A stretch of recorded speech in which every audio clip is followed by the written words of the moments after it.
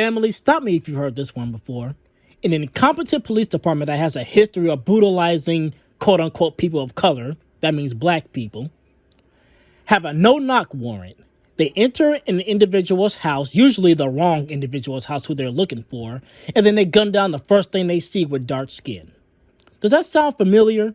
Does a name like Breonna Taylor come to mind? It should, because that's exactly how that beautiful sister ended up losing her life. Well, fast forward to the year 2022, at the beginning of February, and the same thing has happened again. This time up here where I'm from, in Minneapolis. Yeah, that's right, that Minneapolis. The one where everybody tore the damn streets up because they killed George Floyd in a 9-minute, atrocious, horrible, despicable, deplorable showcase of police brutality. Slowly suffocated him for 9+ minutes straight.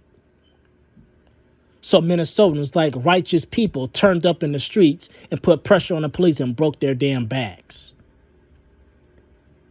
This is what happened to the Minneapolis Police Department because they have been corrupt since their founding in the mid-1800s. For those of you who don't know, some of my details may be off, but when the police were founded up here, they were really used to intimidate the opposition, and when it comes to politics.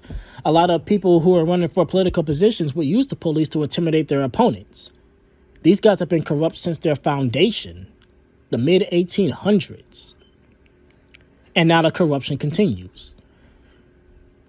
This article came out today, February 4th of 2022, titled, quote, "Body camera video shows Minneapolis officers shooting black man during no-knock warrant.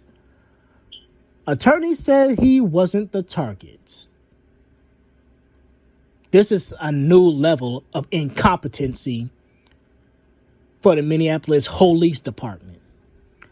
These feeble-brained idiots can't get any damn thing right. They can't do their jobs right, and all they can do is hurt and maim and kill innocent people, especially those of the darker variety. This article was written by Omar Jimenez, excuse me if I'm mispronouncing that, from CNN, I believe. Let's get into the obvious.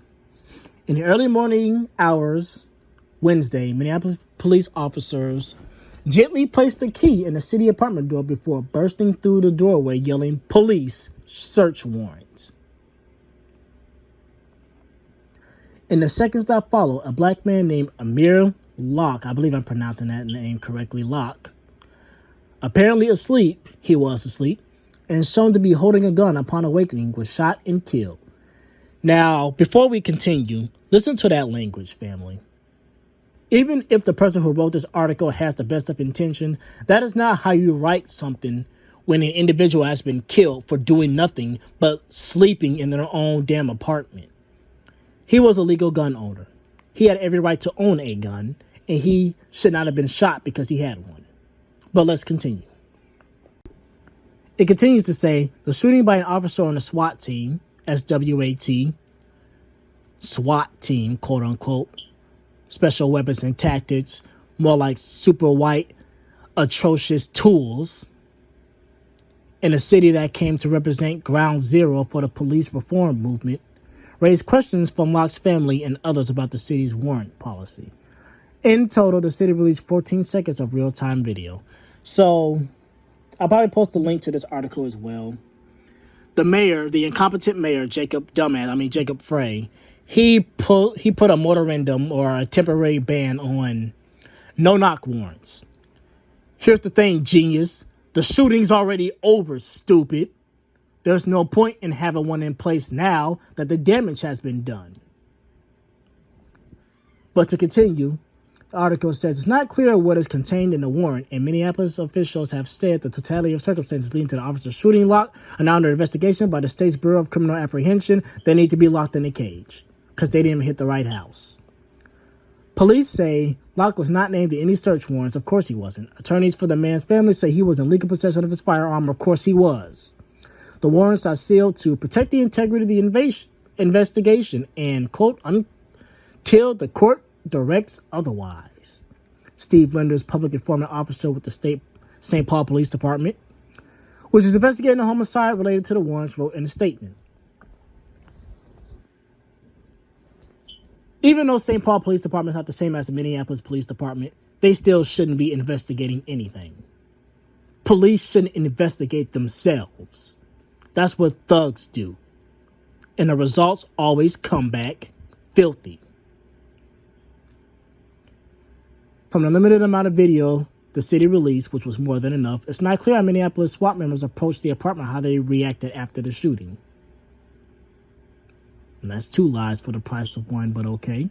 According to the Star Tribune, interim Minneapolis Police Chief Amir Huffman, I believe they meant to say intern. Anyway, Amir Huffman said at a Thursday news conference that, quote, both the knock and no-knock search warrant were obtained, end quote, for 3 locations within the building where the officer shot the man, but she did not elaborate. Of course she didn't elaborate. These guys are in the wrong, and she knows they're in the wrong. Now, I'm not going to continue reading the rest of this article because we've been here before, and I'm not going to waste your time. We all know what this is, family. This is a clear-cut case of police incompetency and brutality going horribly wrong, and these police need to be held accountable. We're not asking for justice, we're taking it. So the police better get their damn act together. Because if they keep killing innocent people and messing up on the damn job, it's only the citizens' constitutional right to fix the wrong and injustice by neutralizing by any means possible the threat attempting to siege democracy.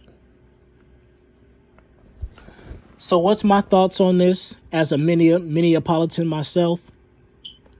I want to see where his family goes with this first. If his family speaks up on this killing and they make it clear this was a clear-cut case of white supremacy and police brutality and that they want justice in the form of punishment and they don't talk none of that forgive bull crap, then I will be 10 toes down. If not, this case will be seen in the abstract. So that's really all I have to say for now.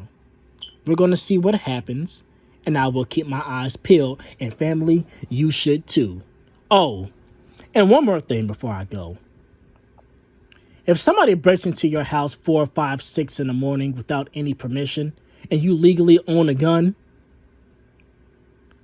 don't hesitate to defend yourself and neutralize every single intruder that barges into your damn home, no matter what they are dressed in.